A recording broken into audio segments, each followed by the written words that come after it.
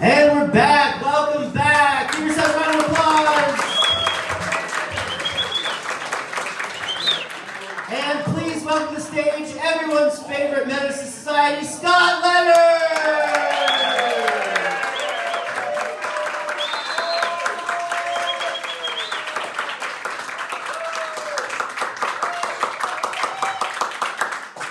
Thank you so much for being here. I'm Scott Leonard of Menace to Society, and you may be wondering how is it that I got onto this stage at Imposters Theater. I'll tell you. It was a few months ago. Michael Bush, the owner of the theater, was having a town hall with about 40 of us regular Imposters people, and one of the points he wanted to make was, hey, pitch shows to me. I want to hear ideas for shows. And then he threw out this crazy idea. Maybe Scott Leonard wants to do a one-man show. Who wants to see Scott Leonard do a one-man show?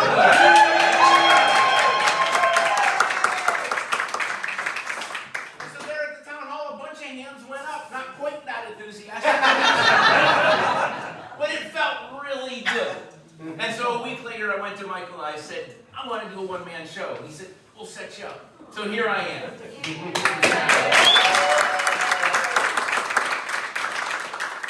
I'm so glad that you're all out here to support me and see me, and we're going to have a great time. The title of the show, as you heard, is Scott Leonard, Menace to Society. And indeed, in my youth, I was a menace to society. More specifically, to Society Bank, from right here in Cleveland, Ohio. Now, the folks who are my age and above remember Society Bank for sure. You had a great big building in the downtown. As the younger folks may not remember that, it's now Key Bank. Key Bank bought out Society Bank. But at the time of this story, it was Society Bank. But on with the story. So I was about 24 years old. I was driving a 73 Impala.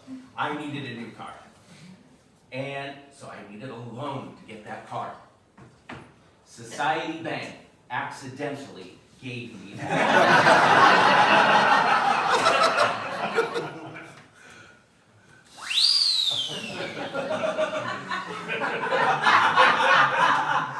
This is a mistake alarm. I will sound it every time someone in my story makes a mistake. When Society Bank gave me that loan, they made a mistake. But on with the story. I hate being in debt. In fact, I hated it so much that I decided to pay the loan off early. I was so eager that I didn't even call the bank to ask them what was the outstanding amount of the loan. I just estimated and made out a big check for the full amount. I sent it in. About a week or so later, I got my car title. And so I had paid my debt to society.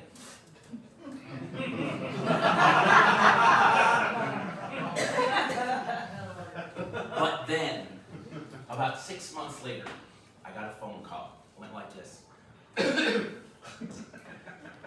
Hello, Mr. Leonard? This is Miss Clara Burnbottom from Society Bank. Yeah? Did you receive a check from us in the amount of $156? I recalled no such check. So I said, no. Well, I'm sorry. If you should come across such a check, would you please call me? Right. That night, I went into my files. She piqued my curiosity. I went into my files, looked through, and sure enough, I found a check stub from Society Bank in the amount of $156. I must have thought that I overestimated the amount of the loan repayment and they'd have refunded me the difference. But on this occasion, I looked at the check stub more carefully, and I saw that the check had been made out to Scott B. Leonard, whereas I am Scott S. Leonard. For society. It became clear that I owed Miss Clara Burnbottom a phone call. So I called her up. I told her I would pay the money. She says, "Oh, thank you, Mr. Leonard. You can send a check to me here." "Great. Can I just send you a personal check?" "Oh, no, Mr. Leonard. We'll need a money order." Wait a minute. Am I right in thinking that my bank is going to charge me $5 to write a money order? "Yeah, probably so." "Well, I'm sorry, but I'm in no mood to pay $5 to correct your mistake." "Oh, well, is there a Society Bank branch near you?" "Yeah." "Go there. Tell them that they need to write a check to themselves for $156 free of charge. If they have any questions, have them call me." Right. So that evening, I went to my bank. I got out the $156 cash. And then I went to my local Society Bank branch. But by that hour, the lobby was closed. The drive-thru was open, so I walked into the drive-thru.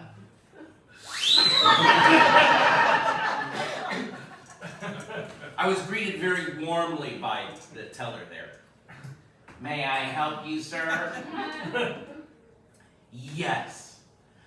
I need you to write a check to yourself for $156 free of charge. I have the cash right here. Any questions? You need to call Clara Burnbottom in Cleveland." I explained everything excuse me, sir? I explained everything I did twice. She still didn't seem to understand, but finally I convinced her to take my money and let me go away. So she says, "Just put the money in the tube, sir." Now, as simple a request as that might seem, it was actually the biggest mistake of them all. Because you see, I'd never used one of those drive-through suction machines before. And so I followed the instructions exactly. I put the money in the tube. She pressed the suction button. Oh no. And then held up an empty canister. "Didn't you put the money in the canister?" "What canister?" "You said put the money in the tube." We both looked at the suction tube. $156 floating somewhere. She just looked at me, horrified at my stupidity. I just smiled back. "We'll have to call maintenance to get it out." "Oh, no, not me. My job was to put the money in the bank. The money's in the tube is in the bank. My job is done."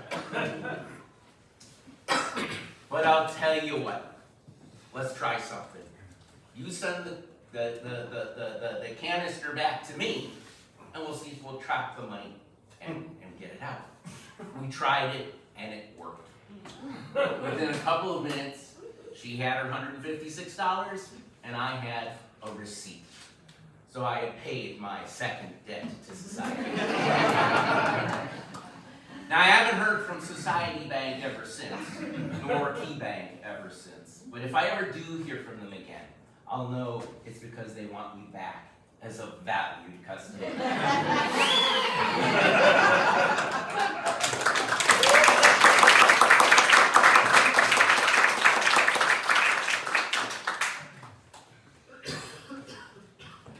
All right, now we're to the funny song part of the program.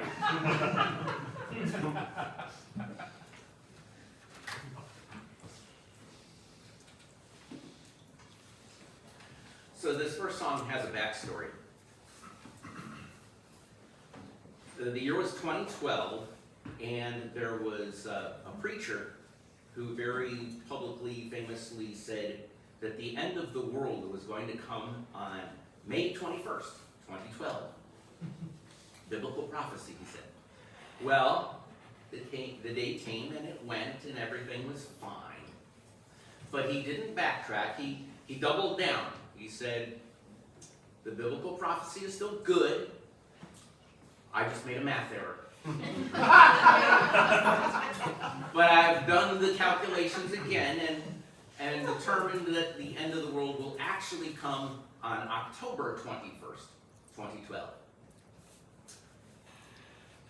And I woke up on the morning of October 21st, 2012, and looked out the window, and everything seemed fine. And I thought to myself, if everything's still fine this time tomorrow, what is this preacher going to be thinking? He will have been publicly humiliated, not once, but twice. He's probably going to want to blame someone. Might he be having a crisis of faith tomorrow? And if so, what might that crisis of faith look like? I'm answering that in this song.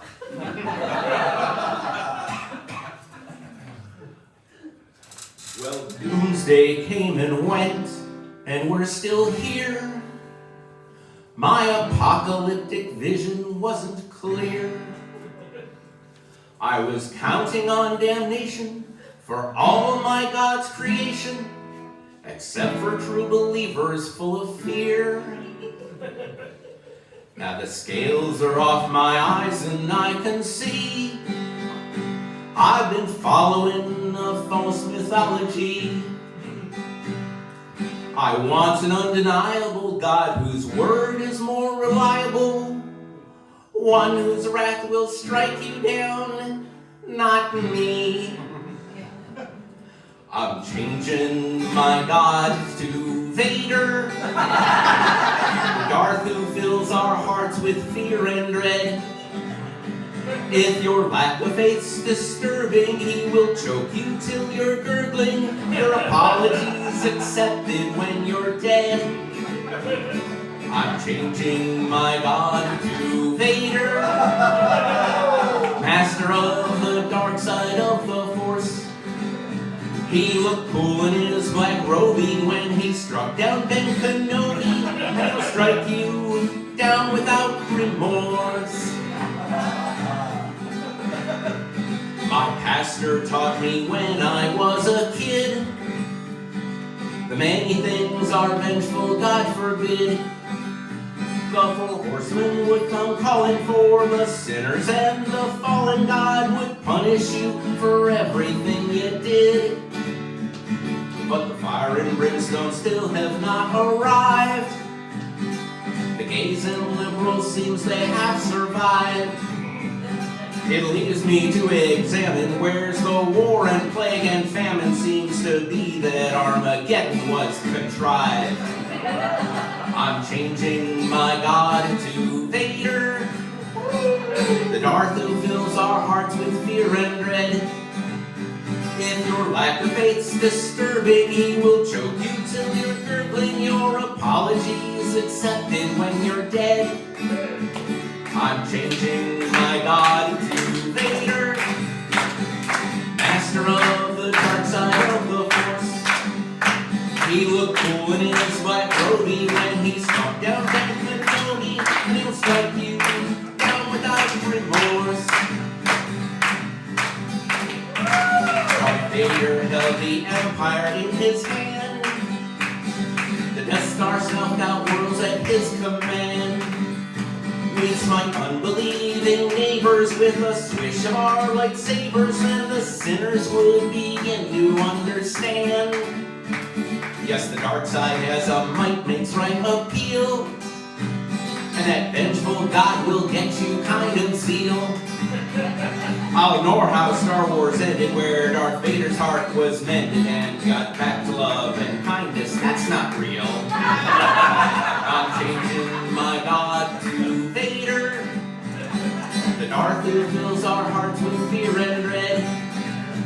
With your lack of faith's disturbing, he will choke you till you're gurgling. Your apologies accepted when you're dead. I'm changing my God to Vader, master of the dark side of the Force. He looked cool in his black robe when he struck down Ben Kenobi, and he'll strike you down without remorse.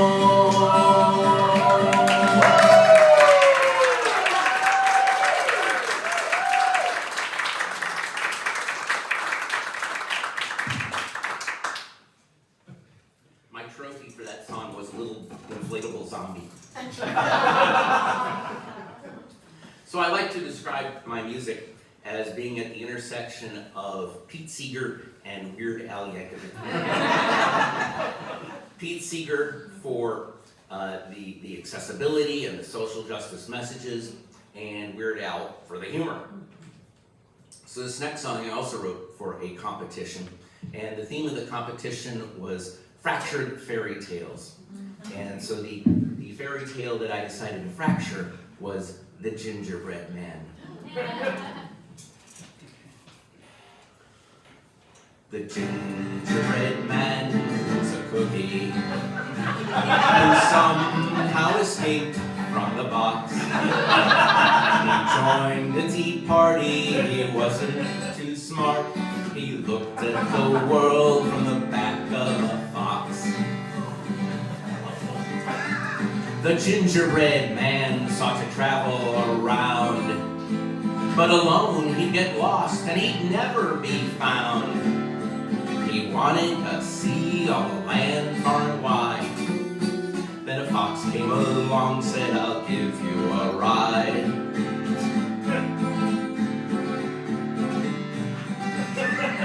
But gingerbread asked, can I trust I won't fall? Your legs are so long, and yet I am quite small.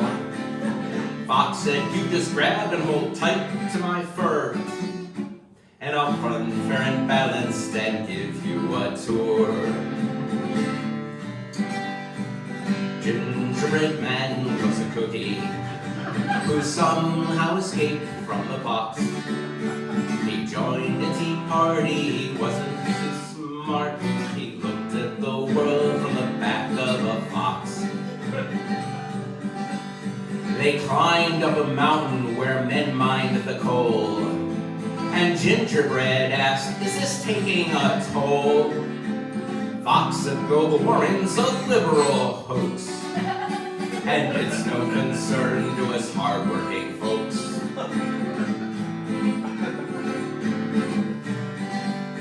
They strode to the valley where children were frail.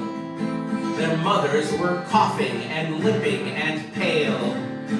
And gingerbread asked, where's a doctor or nurse? Fox said, that cost will not come from my purse. The gingerbread man was a cookie who somehow escaped from the box. He joined a tea party, he wasn't too smart. He looked at the world from the back of a fox. They came to a river, the fox dove right in. The water rose up and soaked gingerbread's shin.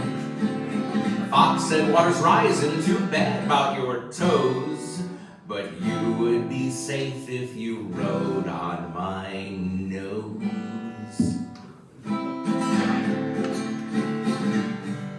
So the gingerbread man looked at his soggy, useless legs and said to the fox, can you get me to an emergency room? Because I don't have any health insurance. So the fox says, you don't need a doctor, your legs won't be healed. The fox snapped his jaws and his plan was revealed. Gingerbread cried out, oh, how could you lie? Fox said, I must eat, some cookies must die. The gingerbread man was a cookie who somehow escaped from the box. He joined a tea party, he wasn't too smart. from the mouth of a fox.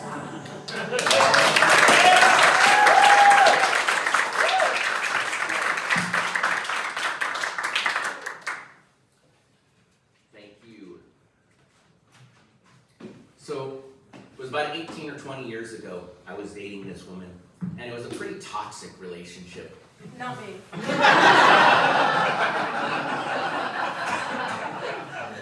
The part where you're the good part is coming.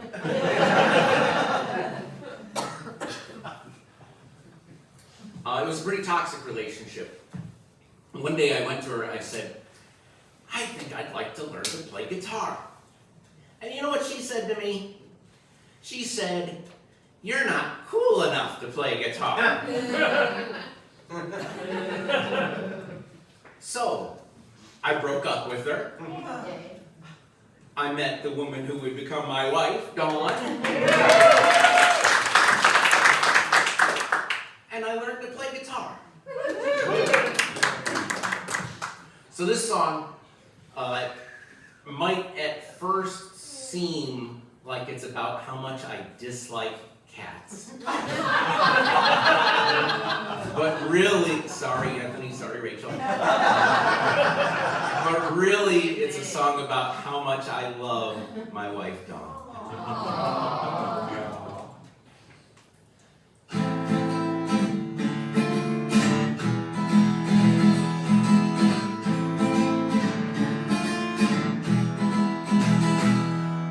I've always hated cats, but I'll get over that. I would even live with cats for you. Though their litter boxes do offend, and their claws are only made to rend, I would make the great olfactory sacrifice, 'cause your kiss is still my paradise. Though they rip apart the furniture, and they cough up slimy balls of fur, your love makes up for all the things they do. I would clean up after cats for you, live with cats for you. Baby, I can do.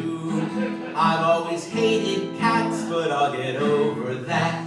I would even live with cats for you. A cat's loyalty is not the best. Where there's food is where he makes his nest.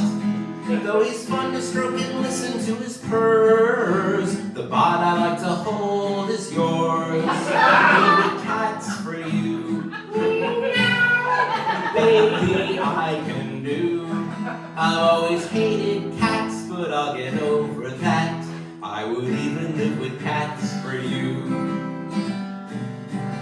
Though I'd rather have a shaggy mutt, though my mind is not completely shut. Give cats 9 lives of affection if you please, but save 1 life of your love for me. But save 1 life of your love for me.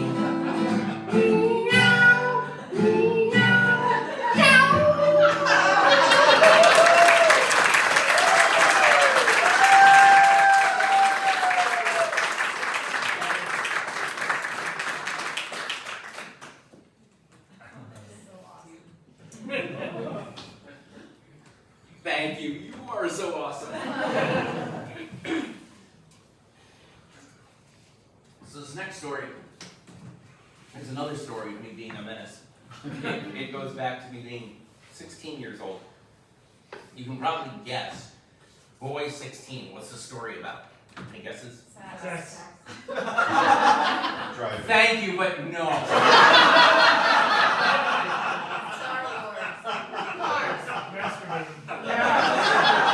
No, thank you, but no.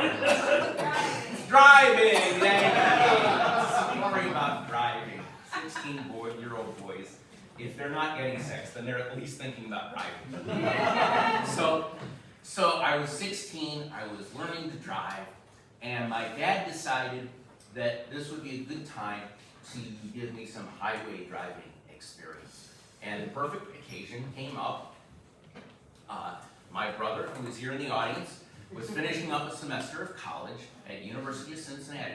And so the task was to go straight from Cleveland to Cincinnati, straight shot down I-71, and all highway driving and pick him up. I was so pumped up. Despite the fact that I'd be with my dad and we'd be driving his 1978 Ford Fairmont, which is only slightly better than the 76 Maverick you heard about earlier. Maybe not even. Mom had a 76 Maverick, so I know exactly what we're talking about. Anyway, so for those of you who don't remember the 1978 Ford Fairmont, it was styled in the style of a shoebox with 4 wheels. At least it was red. Its top speed was about 68 miles per hour. But it didn't matter, because I'd be on the highway and I'd be flying. It might as well have been an F-16 fighter jet. So the day comes, we start driving down the road. So this is 1981. It's the height of the CB radio craze. Now, for those of you who remember CB radios, you know that before 81, they were popular with truckers. Truckers like to use CB radios to pass the hours on the road and hear about traffic pileups and to hear about state troopers. They called them Smokies. And but by 1981, anybody with 59 bucks could go to the Radio Shack and get themselves a mobile CB radio with a roof-mounted antenna, which we did. Now, of course, there was no Waze, there was no GPS, no Google Maps back then. There was just your dad with a paper map and a CB radio for some real-time traffic updates.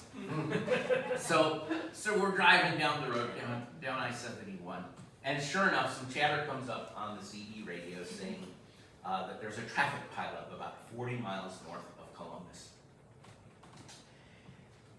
And my dad pulls out the paper map, says, okay, 40 miles, he figures out a bypass that we can take to go around the traffic pileup. So he figures out, okay, we need to take this exit here, this exit, go on here.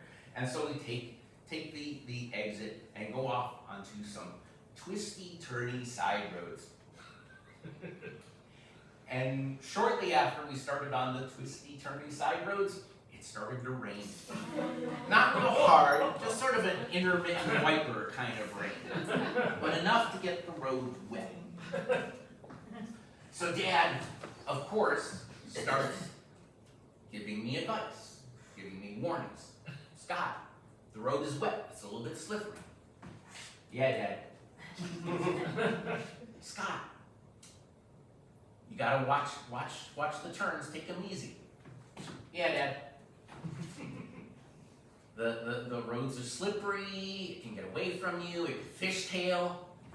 Yeah, Dad. And this went on for 30 minutes. Him issuing different kinds of warnings, and me just yeah-dadding him.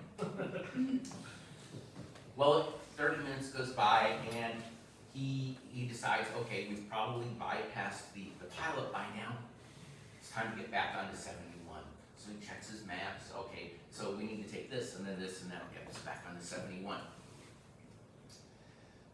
So we are on this secondary highway going about 45 miles an hour, still wet roads, still a little bit of rain.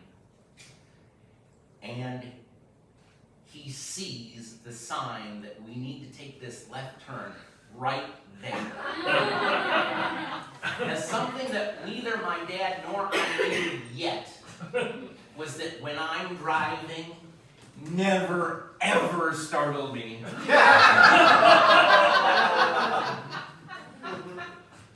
So he sees the sign, we need to take a left turn right here, and so he goes, there it is!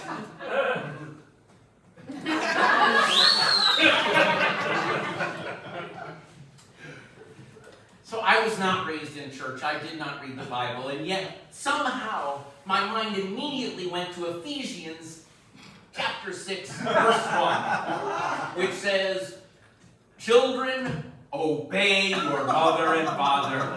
This is the first commandment. And so I obeyed my father immediately. I slammed on the brake, I turned the wheel hard, and of course, sent us into a 180-degree skid. As we're skidding, we're skidding across 2 lanes of oncoming highway. I see the headlights of 2 cars coming straight at us. And we spin around, and I brace myself for impact. I brace myself for impact. I brace myself for impact. But it never came. It turns out we'd skidded all the way across the 2 oncoming lanes and into the emergency lane, facing the wrong way. And so the other 2 cars, apparently they had enough time to see me, tap the brakes, do whatever they needed to do to pass by safely. But I did not have time to relax. Because then my mind was racing with, Dad warned me and warned me and warned me. And I went, yeah, Dad, yeah, Dad, yeah, Dad. And although my father was not the kind of father to smack his kids around, I braced myself. But it never came. I open my eyes again, I look at him. He's just glaring at me. Did the car stall? Yeah, Dad. Start it up? Yeah, Dad. Pull it up there where we can turn around? Yeah, Dad. Scott? Yeah, Dad. We do not need to tell your mother.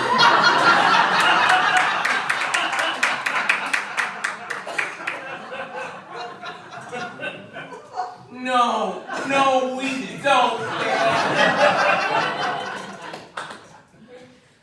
So we pull forward, we turn around, and we make our way safely on the rest of the way to Cincinnati.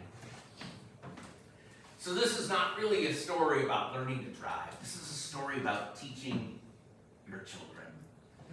Because by the time Mark and I, he's right there, Mark and I had grown up, my dad liked to say, next to playing a tuba, the worst waste of breath is advising a son.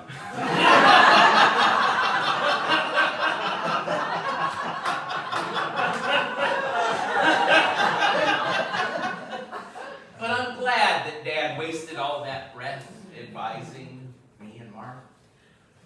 Because that was his effort to try and help us to learn the easy way. But I'm also grateful to Dad for helping us to let us learn the hard way, by giving us the freedom to learn lessons from our own experience. And it must have worked. Mark turned out terrific. And I turned out terrific.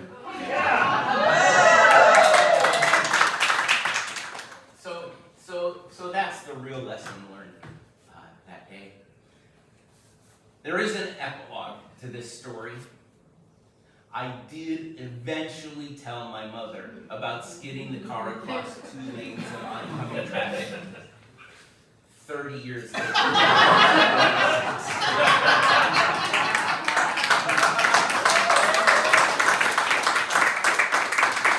Thank you. It has been such a pleasure.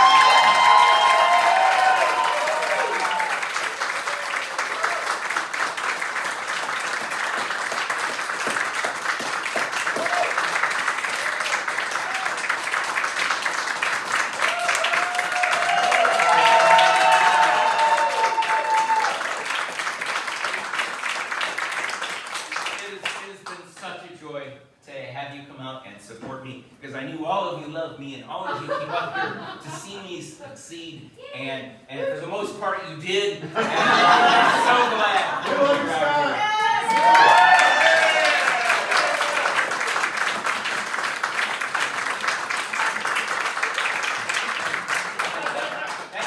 Michael Bush for giving me this opportunity.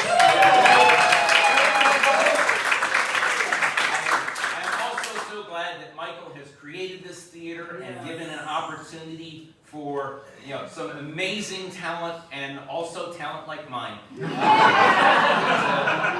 get up here and work on our craft and to bring some laughter to you. Thank you. Let's hear for Scott and Cole and Joe and Playhouse Players.